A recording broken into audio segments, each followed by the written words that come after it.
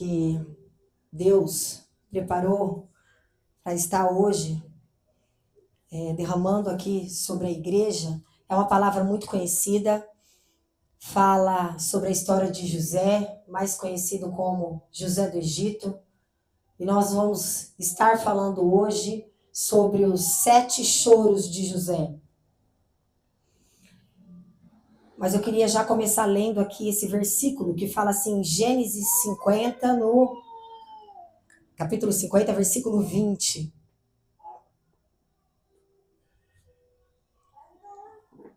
Jesus disse assim: vocês pretendiam me fazer o mal, mas Deus planejou tudo para o bem.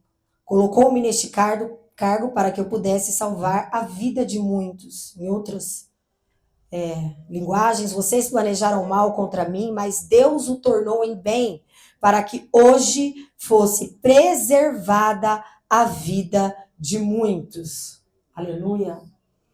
Irmãos, como eu falei, hoje eu vou estar falando acerca dos 7 choros de José, mas para mim chegar até essa história, até esse momento da vida de José, eu preciso fazer uma breve introdução, eu preciso falar sobre algumas etapas que José do Egito precisou passar para ali se tornar o governador do Egito.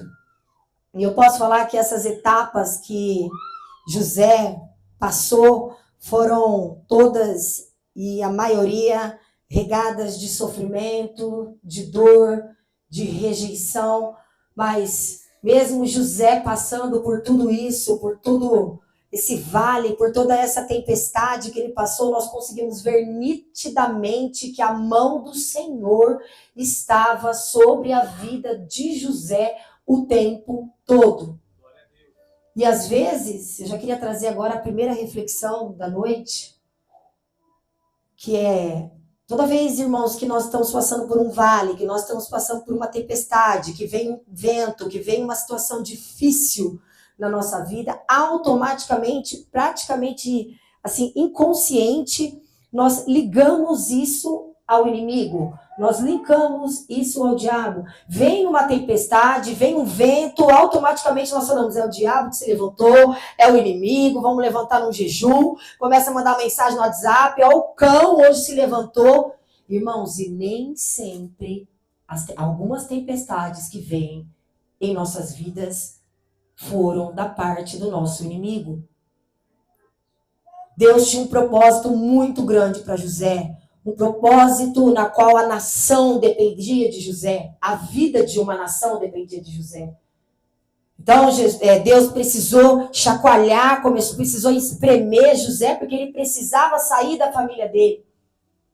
Para cumprir esse propósito, na verdade, o destino profético que Deus tinha para ele. Então, às vezes, se nós olharmos tudo que aconteceu ali com José, a gente podia falar, nossa, mas é o diabo, mas foi o inimigo. E não, irmãos, foi Deus conduzindo José para o destino profético que ele tinha. E às vezes você está no meio da tempestade, você está no meio do vale, você está sendo chacoalhado para lá, para cá, está sendo peneirado, malhado. E aí você fica, Jesus é o diabo, mas olha para o seu coração. Olha para você. Você pode estar no meio de uma tempestade, mas às vezes você olha para você e o seu coração mudou. Aí você fala assim, não, eu estou no meio de uma tempestade, mas antes eu era mais irritado, agora, devido a essa situação, Deus trabalhou em mim, eu estou mais calma. Antes eu não era amorosa, veio o tempo, veio essa tempestade, mas agora, por conta desse tratamento, eu estou mais calma. Nem toda tempestade vem para nos prejudicar. Toda essa tempestade que veio na vida de José, era Deus tratando com José, porque Deus também precisava forjar José para se tornar o governador do Egito. Ele sofreu, mas ele foi tratado, ele foi conduzido. Porque se ele não passasse, às vezes, por esse tratamento de choque aí que ele passou, às vezes ele não ia conseguir ser esse líder que ele foi lá em cima. Então leve isso, nem todo vento, nem toda tempestade é o diabo, às vezes é Deus nos conduzindo. Então olha e pergunta no meio da tempestade, o que o Senhor quer falar comigo no meio dessa dor? Onde o Senhor quer me tratar? E às vezes a gente fica, irmão, igual um looping. E eu falo que quando nós entramos no looping de Deus, enquanto nós não mudarmos ou ressignificarmos aquilo que Deus quer tratar em nós, nós não saímos desse looping. Aí você olha e fala, mas toda vez eu tô passando por isso, mas toda vez passa e não muda. Não sai diferente, sai igual. Então pergunta no meio da tempestade o que o Senhor quer falar comigo, o que o Senhor quer tratar em mim. Não fica só olhando para a tempestade. E nós vamos começar aqui agora essa primeira etapa. Eu falo que eu acho que essa primeira etapa, essa primeira fase da vida de José foi a mais dolorosa. E eu vou falar, a Paulinha até chegou em casa hoje de manhã e eu estava chorando, irmão meu. Eu estava preparando essa palavra e teve uma hora que eu chorava como se fosse criança. Porque é verdade, a palavra primeiro é ministrada em nós, antes da gente liberar aqui para vocês. Eu falei, Paulinha, perdoa, eu tô com a cara até de choro aqui, estava sozinho no momento que eu fiquei ali. Irmãos, para vocês entenderem o porquê dos níveis de perseguição, de rejeição que José teve, irmão, José teve essa rejeição pelos de dentro de casa, pelos seus familiares. Jacó era ali pai de José. Jacó tinha ali 12 filhos, 10 de um casamento que vinha de Lia, 2 que vinha de Raquel. Esses 12 filhos deram origem às 12 tribos de Judá. Jacó não tinha só esses filhos, mas esses são os filhos legítimos. Ele teve vários filhos ali com concubinas, mas os 12 filhos legítimos do casamento de Jacó eram esses. Mas aqui, toda essa perseguição que José sofreu, veio desse cunho familiar. Eu vou ter que voltar um pouquinho para vocês entenderem. Lá atrás, Jacó tinha um irmão, ele era gêmeos de Esaú. Quando ele nasceu, ainda a Bíblia vai falar que Jacó, na hora que saiu Esaú primeiro, Jacó grudou no calcanhar do irmãozinho ali e nasceu ali grudado segurando o calcanhar do seu irmão, Jacó. Eles cresceram ali juntos, esses irmãos, mas desde pequeno, e a Bíblia vai nos confirmar isso lá atrás, irmãos, é que o pai de Jacó e Rebeca, mãe de Esaú e Jacó, sempre fizeram uma diferença muito grande entre eles. Israel ali, o pai de... Israel, desculpa, eu me confundi. Israel, né? Pai de Jacó. Israel, pai de Jacó, sempre deixou muito bem claro que ele tinha um amor diferente por Esaú, quando Rebeca tinha um amor completamente diferente por Jacó.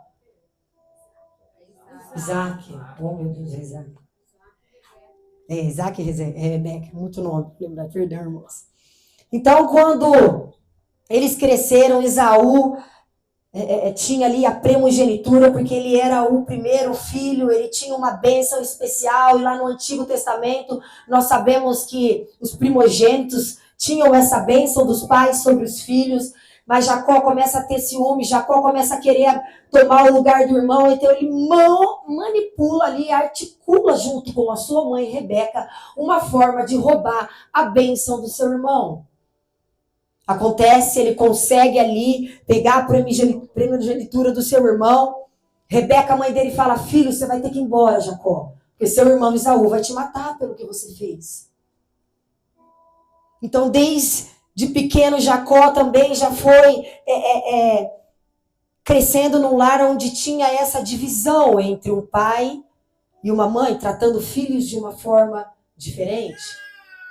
Então, irmãos, eu estava refletindo hoje, isso é uma coisa muito delicada, até acerca de falar sobre criação e sobre nossos filhos, mas é com muito amor que eu vou falar. Eu sou mãe de 2, e às vezes nós, mesmo que inconsciente, olhando para um filho e achando que aquele ali precisa de uma atenção um pouco maior, porque aquele outro ali é um pouquinho mais ágil, um pouco mais rápido, um pouquinho mais independente, você fala, não, ele se vira sozinho, então eu preciso dar uma atenção um pouco maior para esse daqui. E a gente não percebe o que está sendo gerado no coração do outro irmão. A forma com que aquele outro irmão está enxergando isso. Às vezes nós estamos ali tratando aquele filho de uma forma diferente, de uma forma especial, achando que ele precisa de uma atenção especial, mas o outro irmão está olhando isso como uma rejeição. E era isso que estava acontecendo, isso que vai acontecer ali na casa de Jacó, de José depois. Então nós temos que ter cuidado, porque eu falo que hoje a nossa maior sabedoria como pai não é amar os nossos filhos, porque nós amamos independente, incondicionalmente. O nosso maior desafio é que os nossos filhos se sintam amados por nós. Porque a gente ama, irmãos. A gente ama. Mas como fazer eles se sentirem amados? Será que a gente tem mostrado? Será que a gente meio que inconsciente às vezes está fazendo uma diferença sem perceber? E isso estava acontecendo dentro da casa ali de Jacó. Jacó estava fazendo isso e não estava percebendo que estava fazendo isso. Então Jacó vai ali para a casa dos seus antepassados, porque Rebeca fala, foge, vai para a casa do teu tio. Ele vai te acolher. Então quando ele chega lá, na casa do tio, perdido, ainda sem direção, ele chega, gente, alguém aqui conhece Labão, meu tio? Vem vindo uma menina de longe, ele fala, aquela moça ali, ela vai poder te ajudar. Era a Raquel que estava vindo, ela é filha de Labão. Então, quando ela chega, ela acolhe, recebe ali, ele leva ele ali para a casa do pai. Nesse trajeto, a Bíblia vai dizer que ele já se encanta por ela, pela forma amorosa na qual ela acolhe ele, também pela beleza. Então, quando ele chega lá, ele fala, tio, eu sou filho de Rebeca, aconteceu isso. Ele conta o que ele fez. Ele conta que ele roubou ali a bênção do seu irmão, mas ele era filho, ele era irmão de Rebeca. Ele estava na casa do tio, que era irmão de Rebeca, então, para ele aceitou aquela situação. E naquele mesmo momento ali, acolhedor, ele já vira e fala, eu quero casar com Raquel, eu me encantei por ela. Ele fica feliz também e fala, amém. Só que a gente vai precisar de um tempo. Eu quero que você trabalhe para mim aqui 7 anos. 7 anos para a gente se conhecer, 7 anos para a gente amadurecer essa situação. E passa ali 7 anos, ele ali apaixonado por Raquel. Chega o dia do casamento, irmãos, chega ali a noite deles ali de núpcias. E naquela época as noivas, as mulheres usavam ali um lenço no rosto. A Bíblia diz que Jacó bebeu, estava ali alcoolizado. Então quando ele entra naquele quarto, o casamento é consumado, mas quando ele acorda, ele vê que o véu saiu e não era Raquel que estava ali, era Lia. Na hora ele entra em desespero e fala, meu Deus, não é a mulher que eu gosto. Ele chama ali o seu sogro e fala, o que está acontecendo aqui? Mas era o sogro que tinha articulado tudo aquilo. Ele fala, não, é que aqui não tem como, a irmã mais velha é casar depois, então você vai ter que casar primeiro com a Lia, para depois casar com Raquel. Ele foi enganado. Mas a gente vê que ele também enganou lá atrás, agora ele está sendo enganado. Naquela hora ele fala, meu Deus, não tem como voltar atrás, o casamento foi consumado, ele tinha dormido com Lia. Lia era sua esposa. Então ele fala, mas agora você vai ter que trabalhar mais 7 anos para casar com Raquel. Alguns dizem que ele teve que trabalhar mais 7, mas não. Naquele momento ele já tomou Raquel como sua esposa e ele trabalhou mais 7 anos. Depois, para honrar ali a sua palavra, aquele voto que ele tinha feito com o pai. Então, desse casamento, igual eu expliquei para vocês, Raquel tinha José e Benjamim, que eram frutos do casamento, que vieram do amor de Jacó por Raquel. Então, desde pequeno, esses 10 outros irmãos já foram criados vendo o pai tratar José e Benjamim de uma forma diferente. Como eu disse, porque eles eram fruto do casamento dele com Raquel, da mulher que ele amava, da mulher que ele tinha escolhido para ser a sua esposa. Mas também tinha Lia. E eles não só cresceram vendo o pai tratando os 2 irmãos de uma forma diferente, mas eles também cresceram vendo o pai tratando a mãe de uma forma diferente. Porque quem conhece a história sabe que o tempo todo Jacó deixava muito bem claro que quem ele amava era Raquel. E elas já tinham ali uma disputa entre elas, porque Lia era fértil, Lia conseguia gerar filhos. 5, 6 filhos Lia tinha, e Raquel ainda não tinha conseguido gerar nada. Então Raquel tinha uma frustração, falava, ele vai parar de gostar, ele vai parar de me amar. Lia dá filhos, filhos, filhos, filhos, e eu não consigo gerar nada. Então elas já tinham uma rixa muito grande entre elas. E os filhos foram crescendo, vendo o pai o tempo todo, deixando claro que não amava a mãe deles, Lia. Então ali já tinha sido gerado algo no coração dos filhos, irmãos. E aí depois eles começaram a ver a forma diferente como Jacó também tratava José e Benjamim. Por isso que eu falei que nós temos que tomar cuidado com essa diferença. Jacó não estava entendendo que essa forma com que ele estava tratando José e Benjamim de uma forma diferente tinha já plantado algo no coração dos outros irmãos. E não era algo bom, irmãos. Era algo ruim. Eram ciúmes. Era uma inveja que eles tinham. E a gota d'água foi a túnica. Quando Jacó faz ali uma túnica especial, uma túnica diferente para José. E quando ele entrega esse presente, que o pai está achando ali, que aquilo é um presente, qualquer um presente, irmão, que o pai dá para o filho feliz. Ele não sabia que aquele presente que ele estava dando para o seu filho era o combustível que ia inflamar o coração dos irmãos para desejarem a morte de José. E tudo isso acontecendo, o coração deles inflamado. José não sabia, irmãos, que os irmãos dele tinham isso dentro deles. José tinha 17 anos. Para cá ele era um menino. Ele não tinha culpa dessa diferença que Jacó fazia. Ele não tinha culpa, igual eu falei, tudo que José vai passar, ele não teve culpa de nada. Ele não tinha culpa desses sentimentos que tinham sido gerados. Então ele chega na inocência, irmãos, com os irmãos. Nós estamos falando de irmãos sanguíneos, de sangue. Chega e fala, gente, também podia ser no domingo no almoço. Fala, gente, eu tive um sonho. Eu sonhei com vocês. Aí os irmãos inflamados falam, José, sonhou o quê? Eu tive um sonho. Ele falou, eu vi ali os feixes de trigo. Cada feixe ali representava um de vocês. Mas tinha algo estranho, porque tinha um feixe maior. E esse feixe era eu. E vocês se prostravam ali em mim, aos meus pés. Na hora, José não tinha noção. Igual eu falei, José é inocente. Automaticamente, os irmãos já interpretaram o sonho. Automaticamente, porque naquela época, ao contrário de hoje, irmãos, porque isso é um dom que Deus nos dá, falar conosco em sonhos.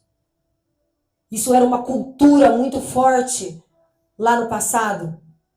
Então, quando eles tinham esses sonhos proféticos, para eles lá, era, que realmente é, né, que hoje as pessoas não acreditam, uma profecia. Era como se José estivesse falando para a sua casa ali, para os seus irmãos. Vai chegar um determinado tempo na qual eu vou ser um líder e vocês vão se prostrar a mim. Naquela hora o coração começou a inflar de novo. Já estava praticamente pegando fogo. Passa ali um tempo, José tem um outro sonho. E ele na sua ânsia, na sua alegria, querendo compartilhar com os irmãos, porque a gente quer compartilhar com quem a gente ama. Nossos sonhos. E o Senhor está mostrando aqui que alguns sonhos e alguns projetos e algumas revelações que Ele nos dá no secreto, a gente não pode compartilhar, irmãos, porque não é todo mundo que está preparado para ouvir. Porque a Bíblia fala, discerne as coisas espirituais, quem é espiritual. As pessoas que são carnais não vão conseguir. Então você pode, numa alegria, contar um sonho profético, uma situação, um mistério que você passou com Deus, e aquela pessoa que ainda é carnal vai rir de você. Vai falar, você tá louca? Não, você tá louca? Ou às vezes você chega e fala, não, gente, Deus me mostrou que que eu vou ser médica, que eu vou fazer medicina. Aí você chega feliz lá contando que você se viu no sol, Deus mostrou. Aí suas amigas falam, quem é ela? Quem ela pensa que ela é? O pai dela não fez faculdade, onde ela mora, tem dinheiro. E aí você leva ali um balde d'água. Mas Deus está falando, mas quem falou que é para você falar esses sonhos e projetos que eu estou dando para você? O erro de José foi compartilhar algo que era algo que Deus estava dividindo só com ele. Tem algumas pessoas, irmãos, que vocês sabem que vocês podem contar. Vão falando, pastor, uma pessoa que é espiritual, tua amiga que está orando com você. Essa pessoa que vai jogar aquele balde d'água em você, irmão, que você já sabe que vai dar o balde d'água. Aí você fica jururu e triste.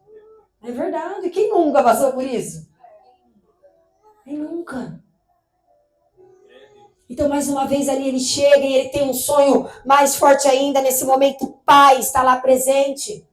A mãe tinha morrido, porque no parto, quando o Benjamim nasceu, a mãe faleceu. Foi um parto ali difícil. Então, quando ele chega e fala, então, mas dessa vez foi diferente. Dessa vez eu sonhei que tinha o sol e a lua e as estrelas. E esse sol e essa lua se prostrava em mim junto com essas estrelas. E naquela época eles tinham a interpretação e eles sabiam que o sol e a lua representavam ali o pai e a mãe, as autoridades da casa. E as outras, as estrelas menores eram os irmãos. Mais uma vez, José estava falando, vai chegar um ponto em que até o meu pai e vocês aqui vão mais uma vez se curvar a mim. Só que nesse momento o pai está junto. E a Bíblia vai dizer que naquele momento... Quem questiona José é o pai. Então ele fala, peraí, José, você está querendo dizer que vai chegar um tempo em que eu vou me curvar a você? Só que tinha uma diferença muito grande entre o pai e os irmãos, irmão. Porque a Bíblia diz que algo incomodou também o coração do pai ali. Só que o pai não permitiu descer para o coração. Irmãos, algumas coisas nós vamos sentir, nós somos carnais. Às vezes você vai olhar para uma amiga e você vai ver o seu sonho acontecendo na vida dela e você vai sentir um desconforto de ver aquilo. Você vai se sentir às vezes desanimado, falou, pô, ela conseguiu. E às vezes você está naquele dia que você não está bem, mas tem que ser igual o pajé. Não deixa descer para o coração. Não deixa a inveja entrar. Porque o ressentimento foi entrando. Os irmãos foram ali, já tinham aquele coração inflado. Então via José contando sonhos. Foi permitindo entrar e descer para o coração, irmãos. Essa é a diferença. Alguns momentos você vai passar algumas coisas, umas horas você vai sentir um desconforto. Mas você não pode permitir aquilo dominar o seu coração, irmãos. Ora, entrega ao Senhor, igual eu disse esses dias, confessa, irmão. Deus, eu tive ciúmes da minha amiga, eu tive inveja da minha amiga. Tem que ser verdadeiro, irmãos. Com Cristo. É assim que você limpa o seu coração. Então, irmãos, ali aconteceu, o coração inflado, os irmãos começam ali já a articular o plano. Era um plano de morte, não era uma coisa assim, irmãos, vamos bater, vamos dar uma surra no nosso irmão, não. Eles montam o plano, levam José ali para o campo, chama José, José vai na inocência, José tinha 17 anos, meus irmãos me chamaram, eles querem que eu vou ali ajudar eles no campo. José chega. A Bíblia não fala, mas eu faço uma conjectura minha que eu imagino que a Bíblia vai dizer que eles começam a discutir ali entre eles, eu tenho certeza que José não estava solto. Alguém segurava ou amarrava ele ali? José não devia estar entendendo, porque José chega para ficar com seus irmãos, de repente começa a ouvir, vamos matar, que jeito que nós vamos matar assim.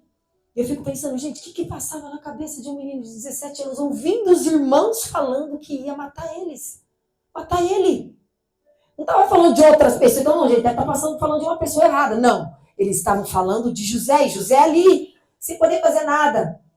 Nós vamos matar sim, nós vamos matar sim. De repente, acho que é Deus que coloca ali no coração de um dos irmãos e fala, gente, pelo amor de Deus, não vão matar. Um dos irmãos fala, sei lá, some, perde ele aí no meio do mato, mas vocês vão ficar com o sangue da vida do nosso irmão na mão. A ira do Senhor vai vir sobre nós, sobre a nossa casa. Irmão, mas qualquer coisa que eles fizessem ali já estava sobre eles. Independente se fosse uma morte, o que fosse, tudo que aconteceu ali, dali para frente. Independente se foi uma morte, independente se foi a forma com que foi conduzida, já estava sobre eles. Então eles pegam e jogam ali José numa cisterna funda, escura.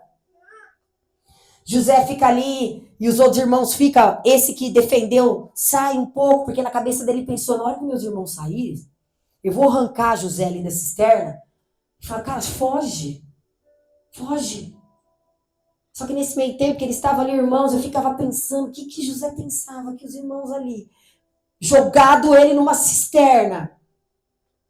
O que ele passou emocionalmente e psicologicamente? Estava passando ali uns viajantes, estavam chegando, os irmãos na hora falaram, opa, peraí, vamos vender José. Então eles vão lá, tiram José da cisterna, mas ao contrário do que José deveria estar pensando, na hora que os irmãos colocaram a mão para tirar ele, às vezes é pensando, na hora eles se arrependeram. Não. Era para vender como escravo. Ele não foi tirado da cisterna para ser salvo. Ele foi tirado para ser vendido como escravo. Por 20 moedas de prata. Então, naquele momento, José vai embora, é levado, o irmão chega e fala, gente, cadê José?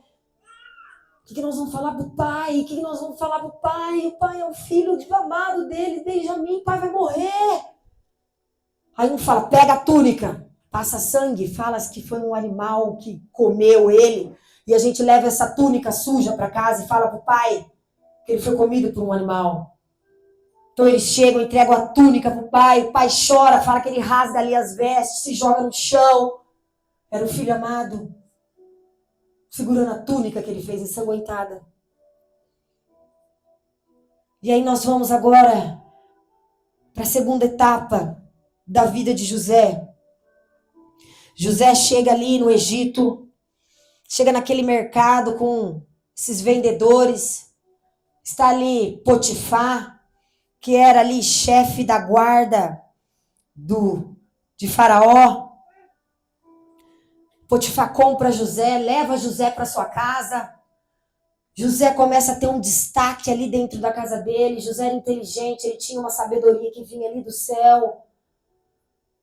E ele era ético. Então, rapidamente, ele já começou a crescer. Rapidamente, ele já começou a ganhar ali a confiança de Potifar. Passou um tempo ali, ele já se tornou o governador praticamente ali da casa. Ele que administrava as finanças, ele que controlava tudo, a guarda ali de Potifar. Ele era o braço direito de Potifar. Mas esse destaque novamente de José começou a despertar um olhar novamente.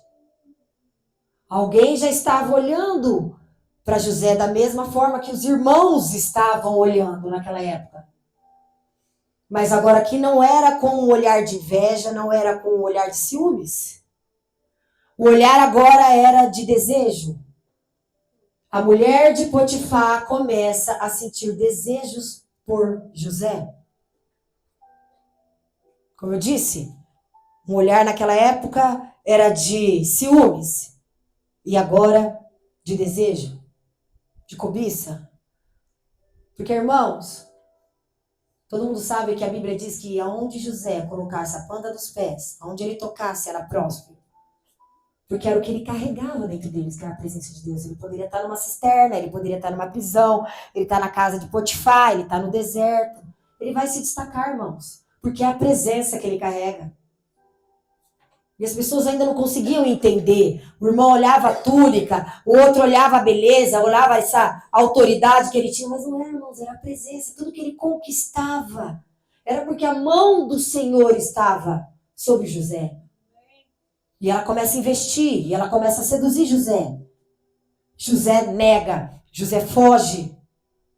Irmãos, eu queria muito falar uma coisa para vocês prestarem atenção. Toda vez que tem uma bênção da parte de Deus para chegar na nossa vida,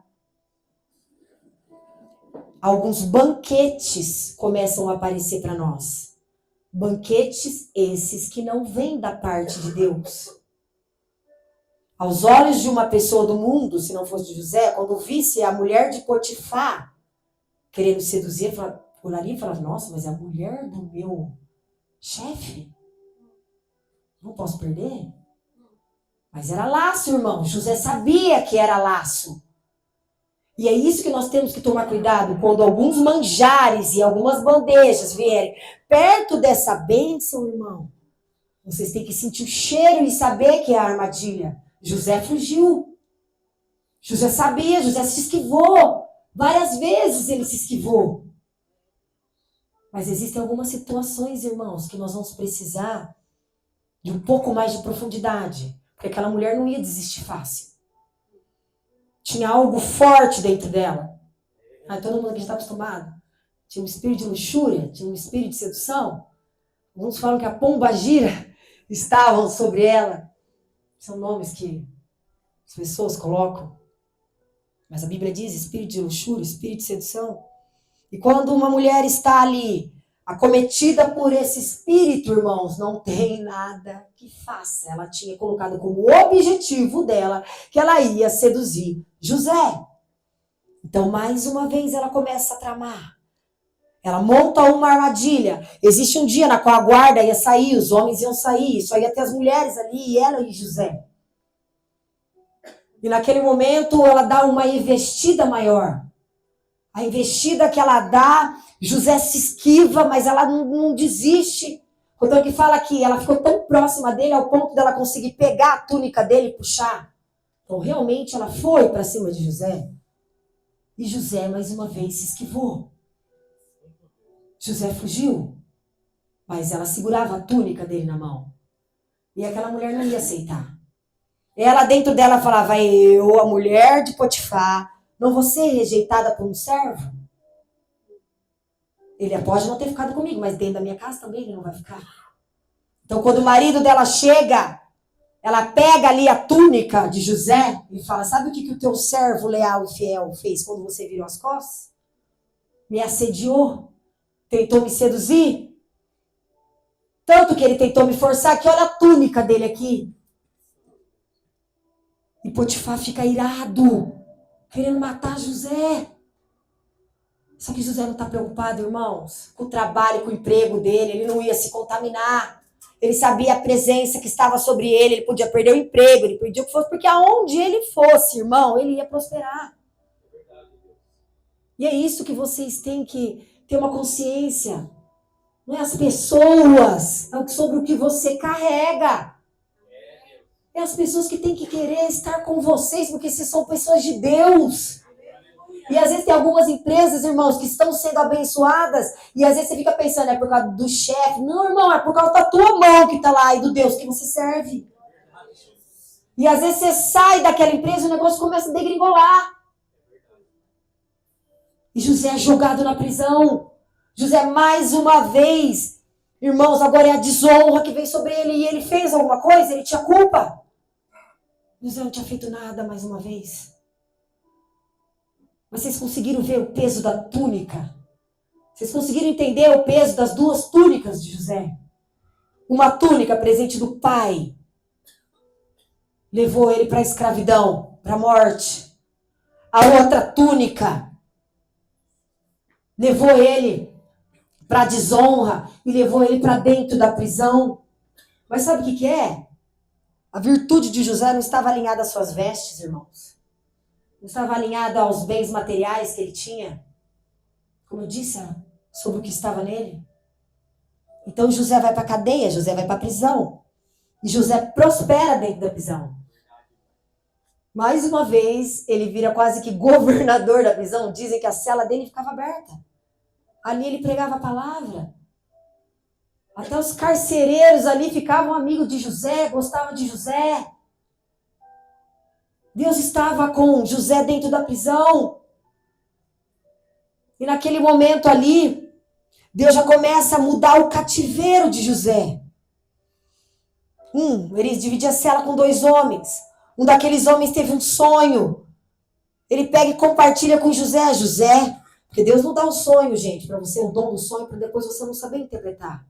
No começo até você não consegue, mas depois você começando a interpretar os sonhos. Então ele também interpretava sonhos, José. E ele vira para ele e fala, seguinte, copeiro, ele era o copeiro ali do faraó. Seguinte, esse emprego que você perdeu, Deus está falando nesse sonho que daqui 3 dias eles vão vir aqui na prisão, vão te pegar e você vai voltar a trabalhar com o faraó. Glória a Deus. copeiro fala, aleluia, Deus é na tua vida. Ele fala, então, mas quando você voltar lá para o faraó, lembra de mim, lembra de me justificar, fala que eu sou inocente. Ele, claro, eu vou te justificar, José. Fique em paz. E passa ali alguns dias, acontece o que José revela. E adivinha? O copeiro lembrou de José? Não, irmãos, não lembrou.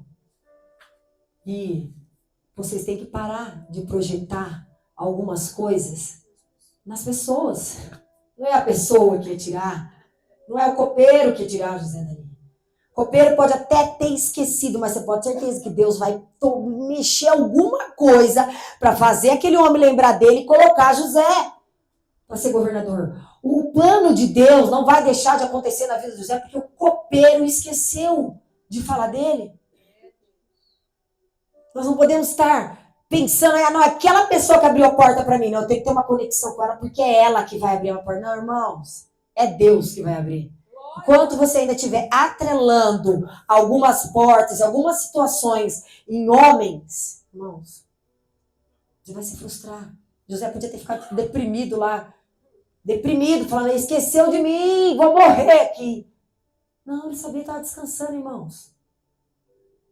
E mais uma vez, o segundo homem tem um sonho na cela. Mais uma vez, José interpreta. Fala, mas essa aqui foi diferente. Esse aqui, daqui X dias você vai ser decapitado e morto. Diferente do outro. Essa aí eu não queria receber. Mas ele teve que falar.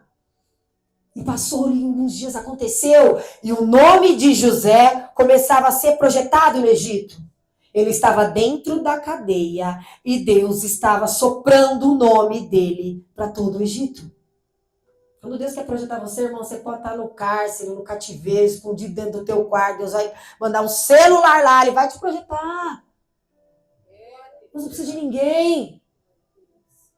O nome de José já estava sendo soprado. Aí Deus, na sua infinita grandeza, coloca um sonho no faraó agora. O faraó tem um sonho. O faraó acorda perturbado, chama ali todos os magos. Sei lá como é chamar aquele povo lá que interpretava as coisas daquela época. Ninguém consegue interpretar, irmão. Sabe por quê? Porque o sonho veio de Deus. Ninguém ia interpretar, só quem era de Deus ia. E ninguém interpretou. O copeiro estava ali limpando os copos. Ouve o faraó falando que teve esse sopro. Ele falou, opa! Eu tenho uma pessoa que pode interpretar o seu sonho. Eu tenho uma pessoa. Busca José.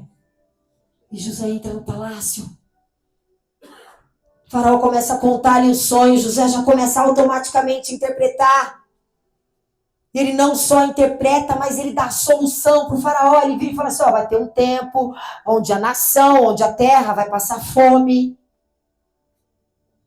Vai todo mundo perecer. Mas se o Senhor fizer assim, assim, assim e assim, o Egito vai ser poupado. E não só poupado, como ele ainda vai conseguir alimentar toda a nação. Então o faraó olha para ele e fala, meu Deus, eu preciso dele. O faraó chama ele. O faraó entrega o anel do governo para ele. E ali ele se torna o governador do Egito. E sabe o que ele cuidava, irmãos? Dos silos de trigo. Eram os trigos que eles tocavam. Qual foi o sonho lá atrás que José tinha? Era trigo. E José era o chefe daqueles silos.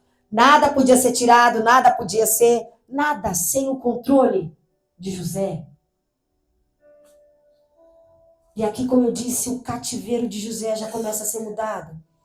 Eles já passaram ali, veio a fome, veio a escassez, a fome chega em Israel, a fome chega para os irmãos. Eles estão ali passando fome, mas eles começam a ouvir, gente, tem comida lá no Egito. Tem comida no Egito.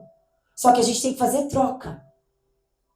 E José não só salvou o Egito da fome, irmãos, como fez com que o Egito crescesse de uma forma financeiramente. Por quê?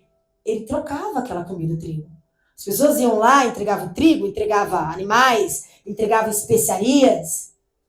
E o Egito foi ainda, não só não passou fome, como prosperou de uma forma descomunal. E os irmãos ouviram aquilo e falaram, nós vamos lá, nós vamos pedir. Levaram ali o que eles iam trocar. José está ali trabalhando. E eles entram no palácio. José chega, não percebe. Aí eles falam, José, vem aqui. Os irmãos estão ali com a cabeça baixa, prostrada. José não tinha percebido ainda. Quando a cabeça deles levanta, o coração de José para.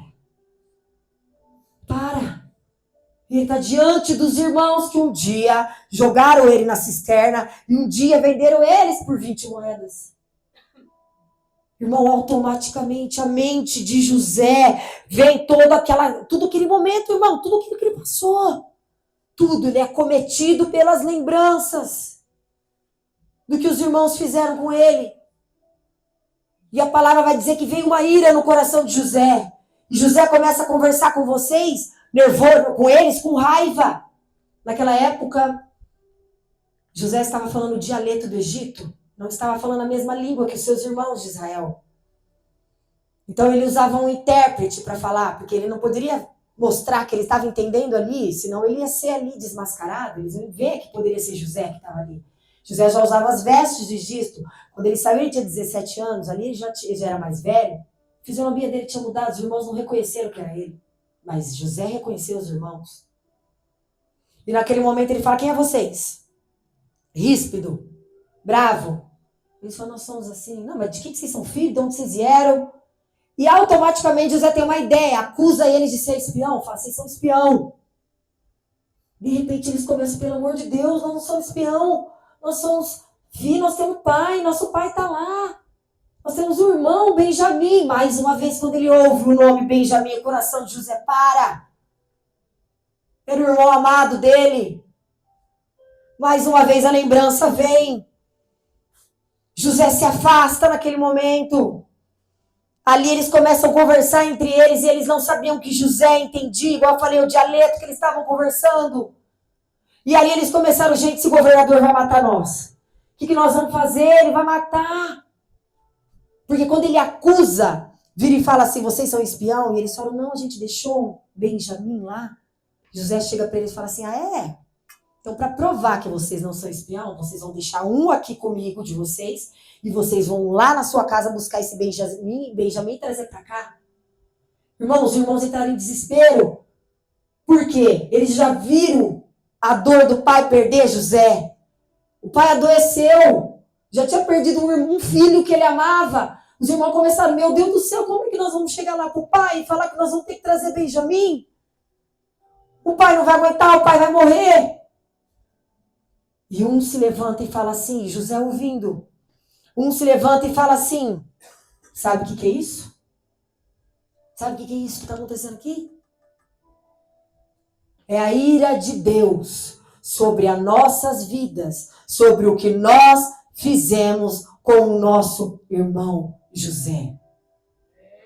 Irmãos, eu arrepio, porque na hora que José ouve os irmãos confessando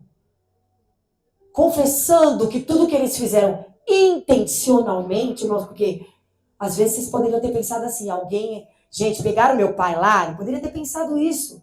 Amarraram meu pai, estavam ameaçando meu pai de morte, meus irmãos fizeram tudo isso comigo. José poderia pensar, não é possível que os meus irmãos fizeram isso comigo de propósito. E naquele dia, José ouve a confissão dos seus irmãos. Ouve da boca deles que tudo que eles fizeram foi intencional. E ali acontece o primeiro choro de José. Fala que José chora amargamente. Um choro de dor. Um choro da alma. Mas tudo isso, irmãos, que José estava passando tinha um propósito e algo muito grande na vida dele. Tudo isso que José estava passando era um processo de cura, era um processo de libertação para José. No segundo choro, vocês vão entender, eu vou falar. Então os irmãos se levantam, vão embora. Desesperados no caminho, eles falavam: Jesus, o que nós vamos fazer? Como nós vamos chegar para o pai e falar que nós vamos ter que levar Benjamim? Então eles chegaram e falaram: pai, é o seguinte, o governador tratou nós assim, ele acha que a gente é um espião. Tivemos que deixar um irmão lá e agora ele quer Benjamim. Diz que o pai fica desesperado. O pai fala: como eu não vou perder Benjamim também? Naquele momento Jacó desiste. Eles não voltam ali para o Egito, mas passa um tempo, a fome volta, o alimento acaba, porque José deu o alimento para eles. Mas uma hora que aquele alimento ia acabar, eles iam ter que voltar. E aí, Jacó olha e fala: o que eu vou fazer? Melhor mandar Benjamim, porque senão vai morrer todo mundo aqui de fome. Então o pai vira e fala: pode levar Benjamim. Mas os irmãos fazem voto com o pai, porque os irmãos entenderam a dor que o pai, a dor que eles causaram na perda do primeiro filho para o pai. Então eles falam: pai, até se for para todos nós morrermos e ficarmos lá, todos nós vamos trazer Benjamim vivo. Nós estamos prometendo que nós vamos trazer Benjamim. Então eles levam Benjamim. Então quando Benjamim chega ali, a Bíblia vai dizer que de longe José vê Benjamim entrando. Irmão, ele é acometido por aquele sentimento. E diz que José chora o segundo choro. O choro da saudade, o choro de ter visto um irmão, sei lá, de 20, 30 anos, sei lá quantos anos que não viu um irmão amado. Tudo passou na cabeça dele de novo, o que ele podia ter vivido, o que ele podia ter passado ali ao lado do seu irmão Benjamim. E mais uma vez ali José chora. Mas como eu disse, esse processo de José era cura para ele. Sabe por quê? Você acha que para Deus é importante José ser o governador do Egito? Mas com a sua alma, com o seu coração dilacerado? Com a família toda dilacerada, com o pai achando que o filho estava morto, com os irmãos com o coração pesado e arrependido. Para Deus é mais importante a forma com que o coração de José estava. Deus projetou José como governador, mas agora Deus não ia fazer pela metade. Deus ia curar o coração de José. Então naquele momento ele vê Benjamim e os irmãos chegando. E ali ele tem um choro de cura de novo. E aí, José resolve contar quem ele era. Então ele arma ali um banquete, convida ali os seus irmãos. Até aí eles não sabiam ainda que era José. Para participar desse banquete, mais uma vez os irmãos começam: meu Deus, é um banquete da morte. O que esse governador quer dar banquete para nós? Levar nós para dentro da casa dele, vai matar. Agora tá todo mundo, tá Benjamim, tá os 12. Tá os 11, né? 12 com ele. E eles chegaram tudo desanimados, sentaram ali na mesa. José senta na mesa junto com os seus irmãos. José olha para eles, porque a primeira coisa que José precisava, antes de contar quem ele era, irmãos, é saber se o pai estava bem e se o irmão estava bem. Depois que José conferiu isso, ele olha para os irmãos e fala: eu sou José. José, o seu irmão. E diz que os irmãos olham para ele assustados. Falam: meu Deus, mas como? E naquele momento ele começa a perguntar do pai. E naquele momento ele começa a perguntar o que tinha acontecido com eles, como é que eles tinham passado todo esse tempo. E nesse tempo de mesa, irmãos, conforme José ia revelando a identidade dele, irmãos, as maldições hereditárias, as maldições que estavam sobre a família deles por conta daquela situação, a maldição que assolava o coração dos irmãos do arrependimento começava a ser quebrada. Estava tudo sendo quebrado naquela mesa. Quando José vai lá para os irmãos e fala: eu sou José. Algo sobrenatural estava acontecendo ali naquela mesa. Era uma mesa de cura, era uma mesa de restauração. E a palavra vai dizer que José levanta da mesa. Diz que o choro de José, dessa vez, foi tão alto, mas foi tão alto, que disse que do palácio do faraó se ouvia o choro da alma de José. E o choro da alma de José naquele dia era tudo que ele tinha deixado, carregando, carregando, carregando, tudo que ele precisava falar, ele explodiu. Ele pôs para fora tudo aquele sofrimento que ele tinha. Igual eu falei, disse que o choro dele todo mundo ouvia. E o Senhor está perguntando para vocês hoje: qual mesa você precisa preparar para fazer o caminho de volta? Existem algumas pessoas, irmãos, que às vezes estão amarradas com a gente, ou nós. São algumas pessoas que não conseguem evoluir, que as vidas estão travadas, e às vezes Deus está colocando algumas pessoas na sua vida, e você está olhando e fala: Deus, mas por que essa pessoa está chegando perto de mim de novo? Eu não quero que ela se aproxime de novo, ela me feriu, ela me machucou. Mas o Senhor está falando: eu preciso que você volte, eu preciso que você faça o caminho de volta. E às vezes você fala: mas Senhor, sou eu que vou ter que ligar, sou eu que vou ter que ir atrás, mas não fui eu que feri. Ela que me feriu. Ela que me magoou. Ela que me abandonou. Mas o Senhor está falando: mas você vai ter que preparar a mesa. Porque o Senhor está falando: até quando você vai ficar carregando isso dentro de você? Até quando você acha que Deus queria que José carregasse aquela dor dentro do coração dele? Tem algumas mesas, irmãos, que nós não vamos fugir. Eu sei algumas mesas que eu tenho que preparar. Quando aconteceu aquela situação da igreja, irmãos, eu já fiz 2 mesas. 2 mesas dentro da minha casa. Chamei dentro da minha casa. Foram horas de conversas ali. Porque os pingos precisavam ser colocados nos is. Ciclos precisavam ser encerrados, irmãos. E eu sei que eu tenho algumas mesas ainda que eu preciso sentar. Para algumas coisas serem liberadas e para algumas coisas serem curadas dentro do meu coração. Mas Deus está preparando essa mesa. Então faça uma reflexão dentro de vocês. Para quem que você precisa ligar? Para quem que você precisa mandar uma mensagem? E vocês vão entender daqui a pouco por quê. Porque o faraó depois descobre que tudo isso estava acontecendo na casa de José. O faraó chega para José e fala: José, busca a tua família, José, para vir para cá. Busca o seu pai, todo mundo que ficou lá. E os irmãos vão. Falam que vem 70 da família deles. E agora vem o pai. E quando o pai entra ali junto com os irmãos, acontece ali o quarto choro de José. O choro ali de se reconciliar com o pai. O pai era cura para o pai também, porque o pai achou o tempo todo que o filho estava morto. Era cura para os dois aí. Diz que eles se abraçam ali, mais uma vez José chora. O choro da saudade, o choro da restauração paterna que ele precisava. E às vezes nós precisamos dessa restauração paterna, irmãos.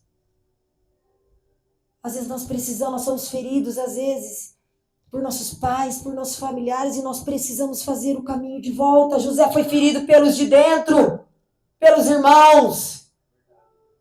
A alma dele estava cativa ainda. E ali, eles voltaram, e eu vou falar, irmãos, ali estava acontecendo o maior avivamento. Sabe por quê? As pessoas acham que avivamento, o avivamento que vai vir, é um movimento. Mas não é, irmãos.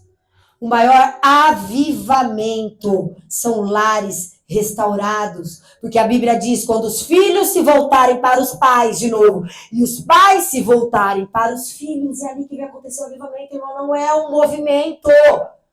Eu falo que o maior ministério de Deus é ele ser pai antes de qualquer coisa. E é isso que ele quer restaurar. É isso que ele quer avivar de novo. Porque aonde o inimigo tem atacado é na paternidade.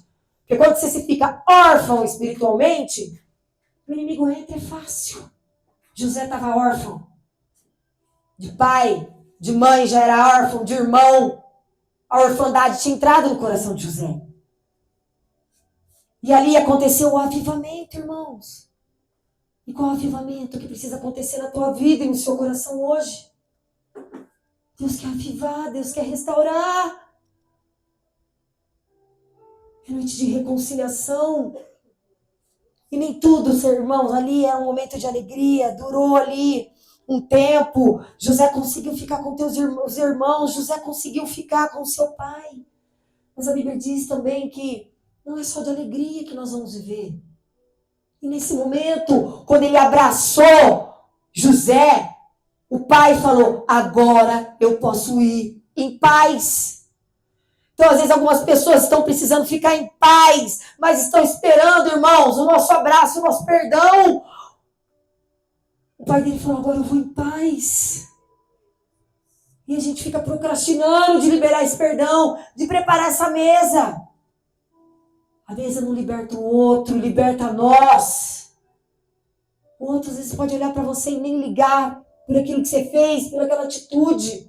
Mas algo vai ser destravado na sua vida de uma forma sobrenatural.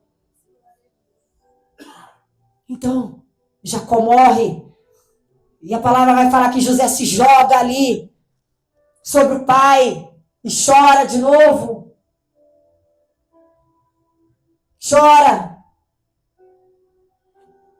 Perdeu o pai.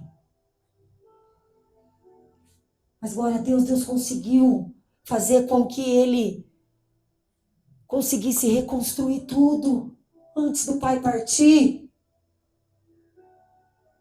Irmãos, quando o pai morre, olha o que acontece. Os irmãos começam de novo a achar que José vai matar eles. Porque eles pensavam que a proteção que eles tinham era quando o pai estava vivo. Então eles começaram entre eles de novo e falar assim, agora José vai matar nós. Pai morreu, agora ele vai se vingar. Não, agora ele vai matar. Então eles mandam ali uma mensagem para José. Quando José recebe a mensagem, irmão, dos irmãos, falando que estavam achando que José ia matar ele, acontece o último choro. José chora de novo. Porque José não acredita que os irmãos não acreditou no perdão que ele tinha liberado. Sabe por quê? Tem algumas pessoas, irmãos, que ainda estão com o coração preso a coisas do passado. José já tinha perdoado os irmãos. José já estava bem com ele. José já tinha liberado, mas os irmãos não. Então, sobre o coração do outro irmão, nós não vamos ter controle. Mas você tem a opção de escolher se você vai ser como José e ficar com o seu coração limpo e curado, ou se você vai ser como os irmãos que não conseguem soltar o passado, que viveram lá, estavam presos no passado ainda, estavam presos no que eles fizeram. Não estavam acreditando que verdadeiramente José tinha perdoado eles. E acontece, irmãos, uma das falas mais lindas que José fala, que é acerca do versículo, coloca ali, Paulinha, que nós lemos no começo. José olha para os irmãos e fala assim, eu já perdoei vocês. Eu já perdoei porque eu entendi que tudo que eu passei era para um propósito maior.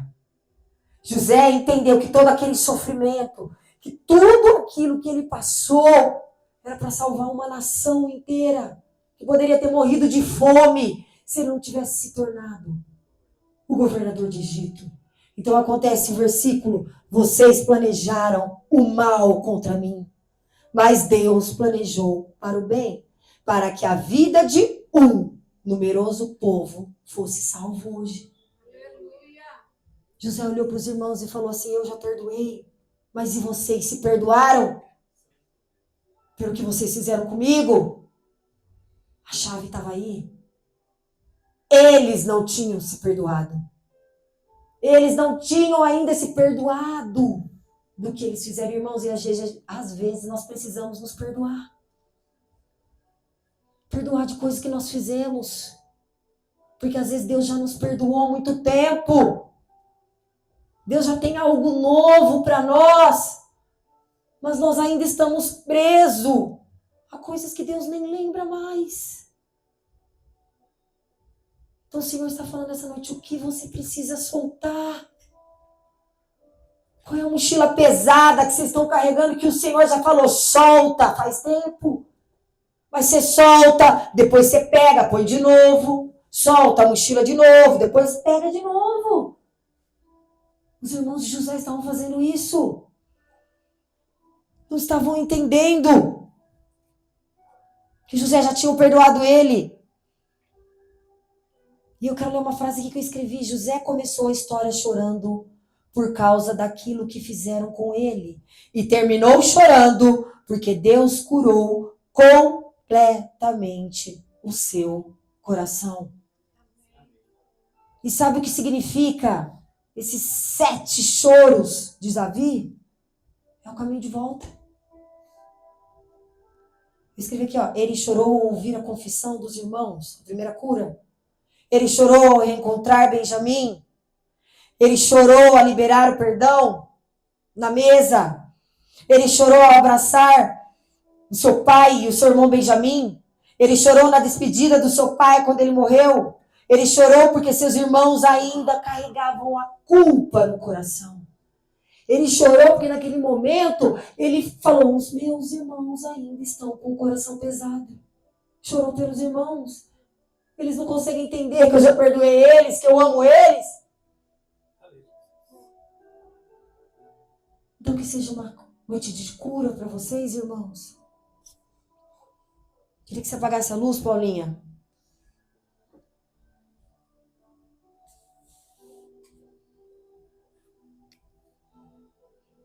Irmãos, eu queria que vocês entendessem que José só conseguiu governar, irmãos, virar um grande governador, porque ele permitiu, irmãos, que Deus governasse primeiro as suas emoções. Então eu queria que vocês fechassem os olhos. Eu queria que vocês colocassem aí no secreto de vocês as mesas que vocês precisam fazer esse caminho de volta. Os perdões que vocês precisam liberar. As pessoas que vocês precisam abraçar. Para que as promessas do Senhor se cumpram na vida de vocês. Pai, vai visitando cada coração aqui nessa noite, Senhor. Vai visitando, Senhor, cada situação, cada cativeiro, Senhor, que os seus filhos ainda estão presos.